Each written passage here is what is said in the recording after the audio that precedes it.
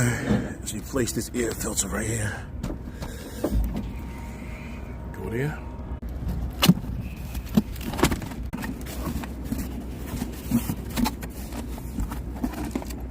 It's a new one, an old one. It's your part number.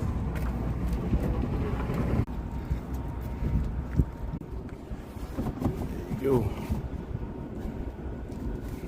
You're gonna put the cover back on.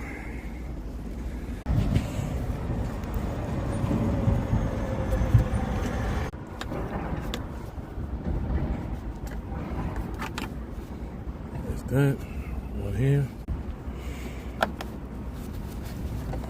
And one here. That's it. So you install an air filter.